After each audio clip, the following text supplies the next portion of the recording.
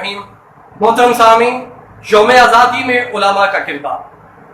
जब अंग्रेज बरसगीर में आया तो बरसगीर के अंदर दो तबके बने। एक तबका वो जिसने अंग्रेज के सामने अपने इज्जत वकार नामूस को अंग्रेज के सामने झुका दिया।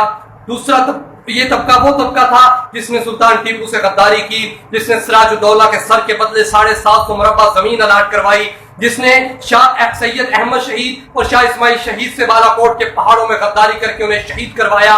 दूसरा तबका वो तबका था जिसने जो शाह वलीउल्लाह के नाम का वारिस, शाह अब्दुल अजीज के फतवों का अलमबरदार, जो माल्टा और काला पानी के जेलों को आबाद करके सजाए मौत के फंदों से चूल के अंग्रेज के खिलाफ बगावत कर गया। ये तबका था मेरे अकाबिर उलमाए देवबंद का।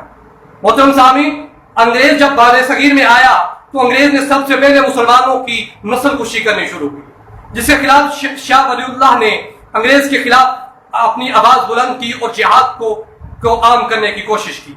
जिसके बाद टीपू सुल्तान ने उस जिहाद के अलम को हाथ में पकड़ा और अंग्रेज से टकराता रहा, यहाँ तक कि मीर जाफर और मीर सादक जैसे गद्दारों ने उनसे गद्दारी की और जाम शहादत उन्हें नौश करना पड़ा। फिर उनके बाद ये तहरीक वहां थमी नहीं, बल्कि शाह अब्दुल अजीज के फतवों ने इस तहरीक को एक नया जन्म दिया। एक नए जोश और बुलबुले के साथ ये तहरीक एक दफा फिर अंग्रेज से टकराई। फिर ये तहरीक शाह इस्माइल शहीद और सैयद अहमद शहीद जैसे मुजाहिदों और सिपहसालारों की शक्ल में पेशावर से चली और बालाकोट के पहाड़ों तक जाके मीर जाफर और मीर सादक जैसे के गुरासा की फिर एक दफा बगावत, एक दफा फिर गद्दारी ने इन उलमा को भी शहीद होने पर मजबूर किया।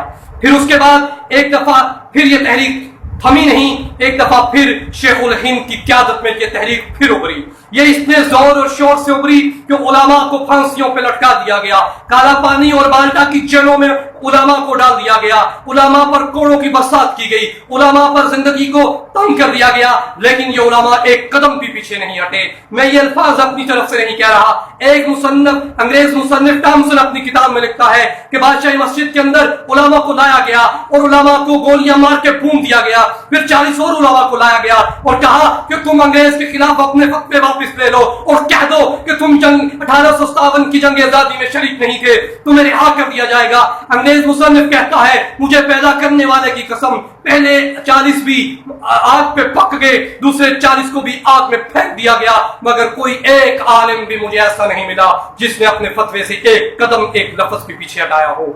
ये थे मेरे काबिल उलमाए देवबंद, जिन्होंने अंग्रेज के खिलाफ टकरा ही नहीं बल्कि टकराने का हक अदा किया। शाह वलीउल्लाह के नाम को एक दफा फिर रोशन किया, शाह अब्दुल अजीज के फतवों को एक दफा फिर दुनिया के सामने उजागर किया, जिन्होंने सहाबा की याद को एक बार फिर ताजा किया कि हम कट सकते हैं, मर सकते हैं, मगर हुजूर अलैहिस्सलाम की तालीमात से और जिहाद से पीछे नहीं हट सके। यही वजह थी कि 1857 की जंग आजादी के बाद हिंदू हमारा साथ छोड़ गए।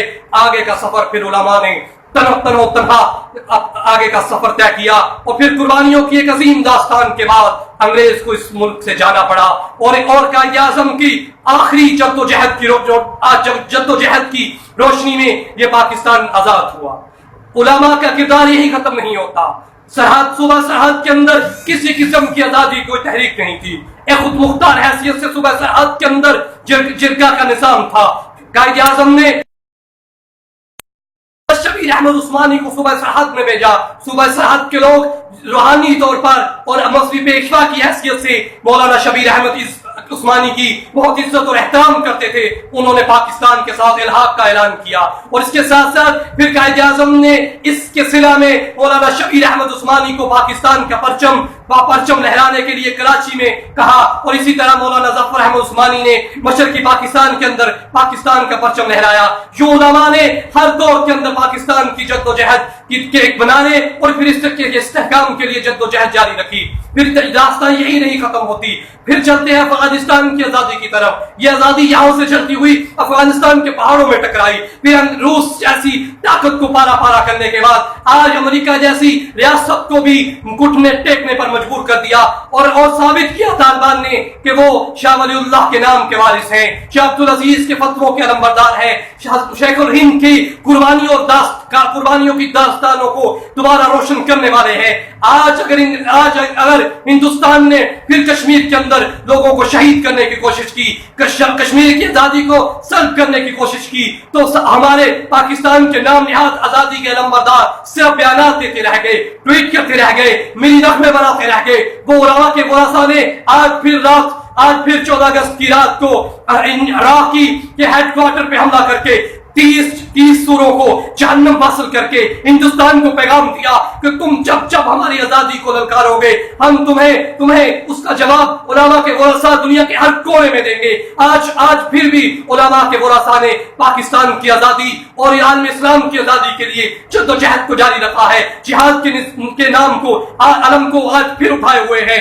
हमें भी सोचना होगा कि हम अपने मुल्क को सेकुलरिज्म की तरफ ले जाके किस तरफ लेके जा रहे हैं। हम कौम के जज्बात को मजरूह कर रहे हैं, उम्मत के अंदर जज्बा जिहाद को कमजोर कर रहे हैं, जिसकी वजह से आज पाकिस्तान की बजाय अफगानिस्तान से पाकिस्तान के दिफा की आवाजें सुनने को मिल रही हैं। आज पाकिस्तान की बजाय कश्मीर के अंदर हमें पाकिस्तान के दिफा की आवाजें सुनने को मिल रही हैं। आज अमली इक़दाम पाकिस्तान की बजाय अफगानिस्तान से किए जा रहे हैं। कश्मीर में जानों के नजराने पेश किए जा रहे हैं। आज बातिल के ताबूत अफगानिस्तान से उठ रहे हैं। आज बातिल की लाशों के ताबूत कश्मीर से उठ रहे हैं। क्यों पाकिस्तान इतनी पीछे रह गया? क्योंकि हमने उलमा के किरदार को पीछे करने की कोशिश की, लिबरलिज्म को और सेकुलरिज्म को आगे बढ़ाने की कोशिश की, जिसने आज हमारी आजादी को बहुत कमजोर कर दिया। हमें अपनी आजादी और इस्तेहकाम के लिए बातिल के खिलाफ एक दफा फिर जज्बा जिहाद और उलमा की कुर्बानियों को अपना रोल मॉडल बना के आगे बढ़ना होगा।